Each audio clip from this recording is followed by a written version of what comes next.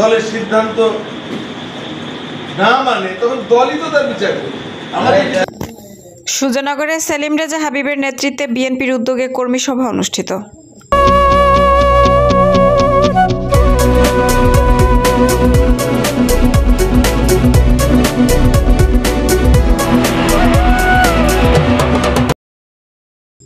আসসালামু আলাইকুম। এডিপি বাংলার সংবাদে সবাইকে স্বাগত জানাচ্ছি। আমি সুমা আহমেদ। মোহাম্মদ রমজান আলীর ক্যামেরায় শেখ রুবেল আহমেদের পাঠানো তথ্যচিত্রে দেখুন বিস্তারিত। পাবনা জেলার সুজানগর উপজেলার দুলাই ইউনিয়নের আজ 15 সেপ্টেম্বর 2025 সোমবার বিকেলে দুলাই ইউনিয়নের বিএনপি ও অঙ্গ সহযোগী সংগঠনের আয়োজনে কর্মী সভা অনুষ্ঠিত হয়েছে। এ সময় প্রধান অতিথি হিসেবে উপস্থিত ছিলেন পাবনা 2-এর একাদশ জাতীয় সংসদ নির্বাচনের ধানের শীষের মনোনীত প্রার্থী ও একাদশ সংসদ নির্বাচনের মনোনীত প্রার্থী বিএনপি নির্বাহী কমিটির সদস্য সাবেক সংসদ সদস্য অ্যাডভোকেট এ.কে.এম. সেলিম রেজা হাবিব। বিশেষ অতিথি হিসেবে উপস্থিত ছিলেন সুজানগর উপজেলা বিএনপির সাবেক সাধারণ সম্পাদক হাজারী জাকির হোসেন চুন্নু।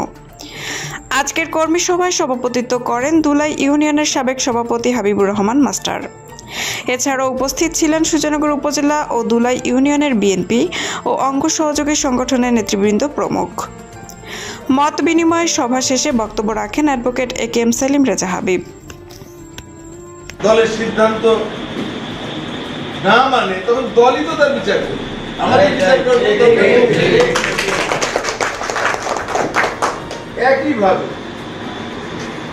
আমাদের ভারপ্রাপ্ত চেয়ারম্যান পরিষ্কার ভাবে বলেছে, যে কথাটি আমি বারবার বলি, যে দলের সে যত বড় নেতাই হোক না কেন, তার গত 16-17 বছর তার যত ত্যাগই থাক না কেন, তার কারণে আজকে তার লোভের কারণে যদি আজকে দল ক্ষতিগ্রস্ত হয়, তার লোভের বলি তো দলকে আমরা করতে পারবো। সুতরাং 5 তারিখের পরে পরিস্থিতি একরকম ছিল, 5 তারিখের পরে পরিস্থিতি আর এক রকম হয়েছে।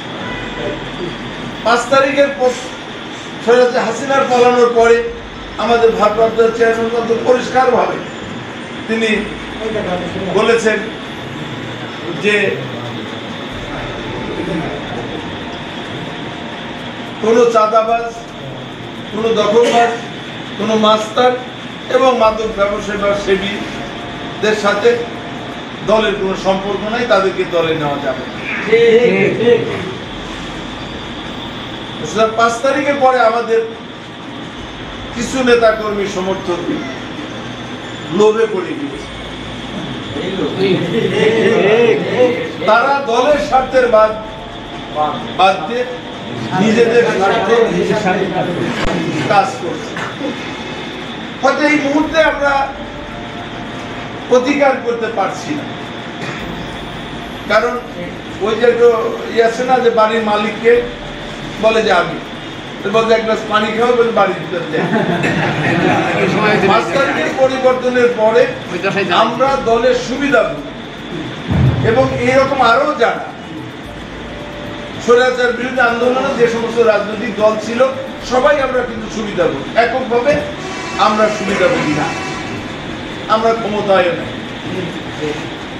তো সুতরাং এই যে খোলা পানিতে মাছ শিকার করার জন্য যারা করছে, তাদের সম্বন্ধে দল বারবার সতর্ক করছে। আমি আপনাদের প্রার্থী হিসেবে বারবার সতর্ক করছি, যারা আমাদের এই ভাষা বুঝতে পারছে না অথবা বোঝার পরেও নিজেদেরকে অনেক বড় শক্তিশালী বা ক্ষমতাশালী মনে করছে, তাদের জন্য অবশ্যই নির্বাচনের পরের দিন থেকে খবর আছে। আমার পরিষ্কার বার্তা যে কোনোভাবে দলকে ব্যক্তির সাথে ব্যবহার করা যাবে না। দল আজকে ক্ষমতা আছে, আমি বিরাট লাঠিয়ার, যত বড় লাঠিয়ার লেবার, ইলেকশনের পরের আগে, ইলেকশনের দিন পর্যন্ত আমি কানা, আমি বোবা, আমি খসা, কিন্তু ইলেকশনের পরের দিন থেকে আমরা সব করি। আমি সবার সম্বন্ধে সতর্ক করে দিতে চাই, ক্ষমতা শক্তি, লাঠি, অস্ত্র দেখায় কোনো লাভ হয়। এগুলো যদি ক্ষমতার উৎস হতো তাহলে দেশে কোনো শেখ হাসিনা যুগান্তর ধরে থাকে। আমি আপনাদের বলছি, হয়তো আমার কয়টা ভাই আছে, অথবা আমার সাথে কয়টা খারাপ ছেলে পেলে আছে, বিরাট